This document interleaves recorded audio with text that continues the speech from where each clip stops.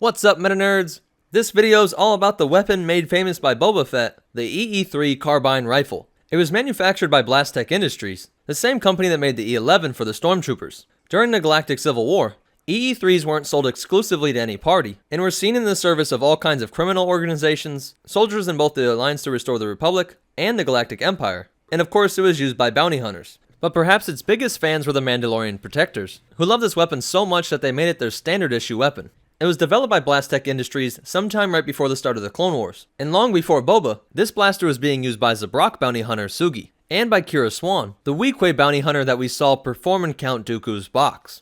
What all parties liked about this weapon is the fact that it was very reliable and had a highly accurate 3-round burst. It could also come in an option that didn't have any stock or scope on top, but most EE-3 users love these features, and Boba Fett was said to have modified his own electric scope to make it even easier for long distance shots. Sadly, we don't have a price point, but we do know that the EE-3 was succeeded by the EE-4, a blaster rifle that has some visual similarities, but is very different, with the EE-4 being designed for close quarters combat, and worked more like a shotgun, with a stubby barrel that fired a spread shot. Well, that's it for the EE-3, but you definitely want to hear these cool behind the scenes facts. The prop used for Boba Fett in the films was actually based off a British World War I flare gun called the Webley & Scott No. 1 Mark I.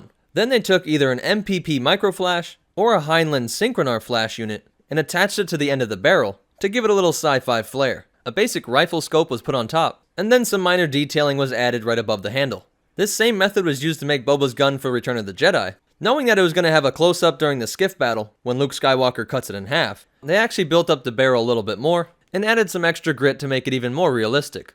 Since the film came out, there have been tons of toy versions of this, it's appeared in a whole bunch of different video games, and there are a ton of extremely talented prop makers which make 1-to-1 scale models of this gun, and it doesn't seem like people are buying the real World War I flare gun and converting them into EE-3s, creating the controversy that we saw with the DL-44 and the C-96 Mauser. Well, that's it for the EE-3 Carbine Blaster Rifle. If you liked it, go ahead and hit that like button, and be sure to leave a comment down below if I missed any cool facts, or if you have a suggestion for future videos. Be sure to follow us on Instagram at MetaNerdsLore, so you can see us build Star Wars props and cosplays, along with some other cool Star Wars stuff. If you want to help support this channel, check out the description below for our Amazon store and our Patreon. And be sure to subscribe, because we're making videos like this every single day. But more important than all that, remember, when you're told no disintegrations, always go for the EE-3, and the Force will be with you.